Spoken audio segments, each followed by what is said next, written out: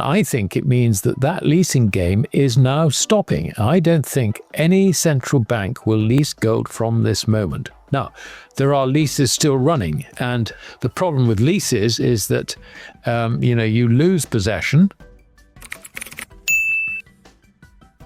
Well, I don't think there's anything further insofar as circumstances, whatever they may have been, drove huge great premiums on COMEX, which had the effect of sucking out liquidity because of the arbitrage opportunity, physical liquidity out of other centres, particularly London, secondly Switzerland, and then some other centres as well.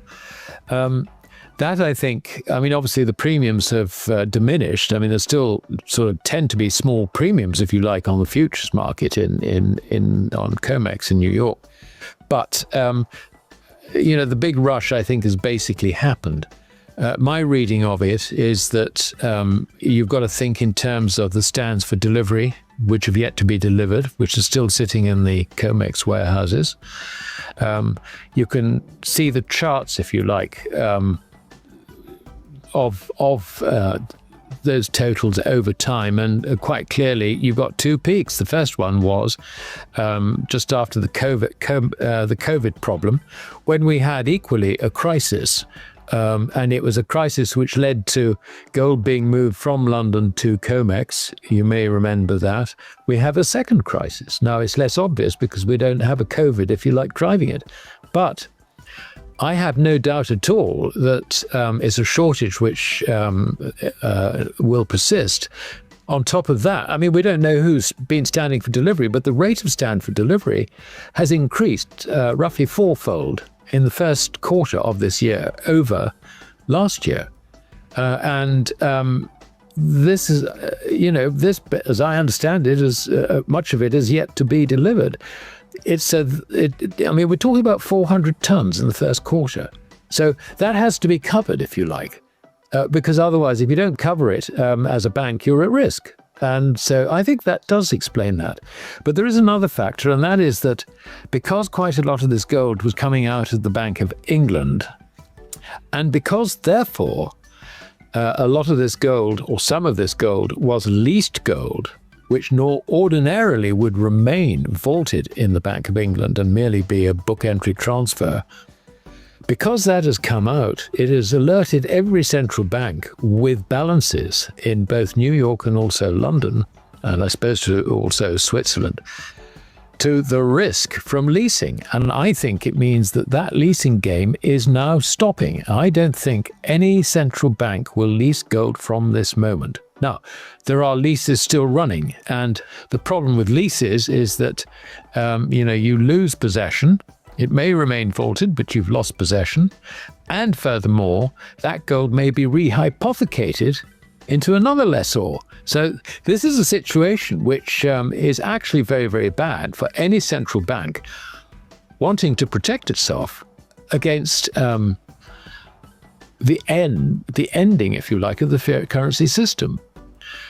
As far as the market is concerned, the withdrawal of this leasing is going to withdraw a very important part of the supply, which is necessary for the derivative system to work. It needs the liquidity, if you like, of leasing in order to work.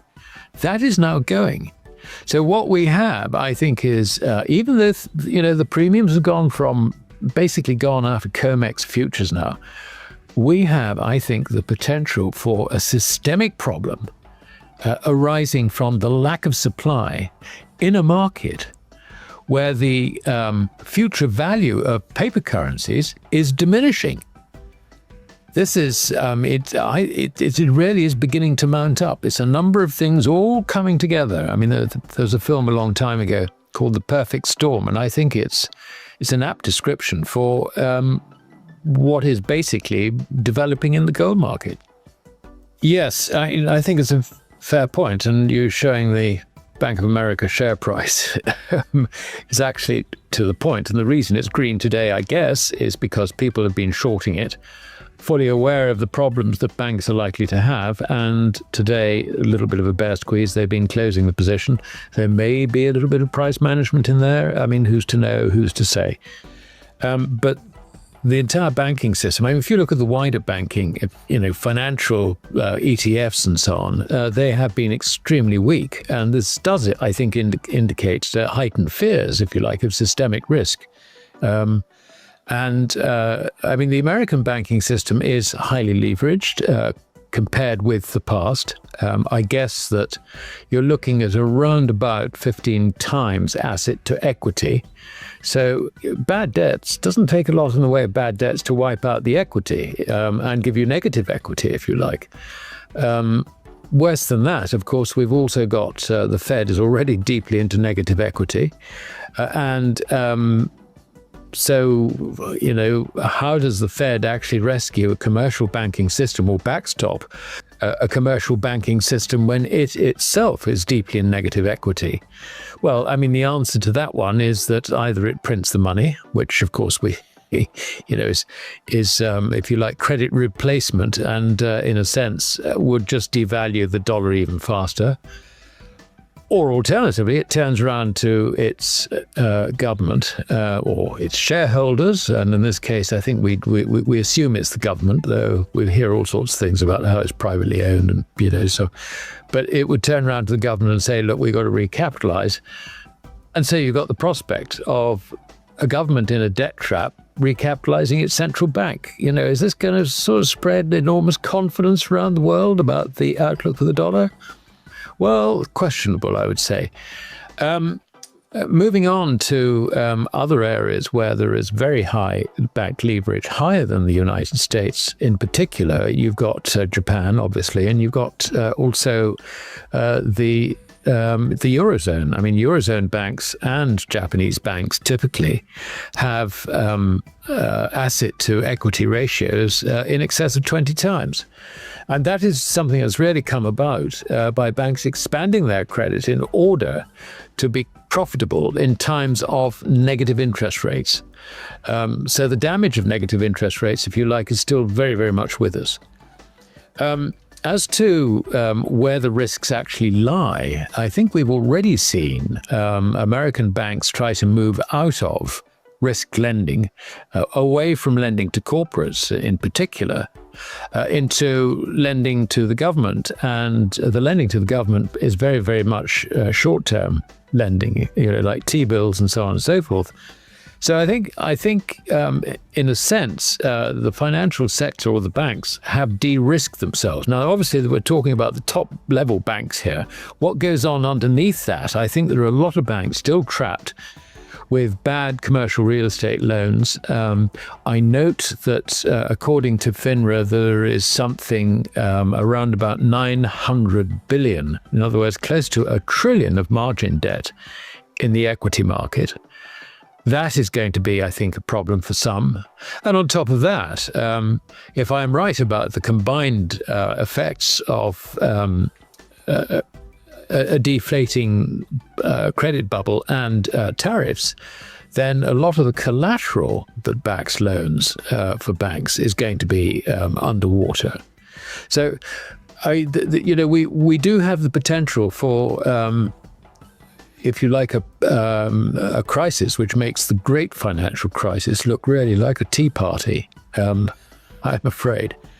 So that I think in a nutshell, those are the problems. We've got a commercial banking system which is going to have to take on or weather a lot of bad debt, which is undoubtedly going to put some banks into negative equity.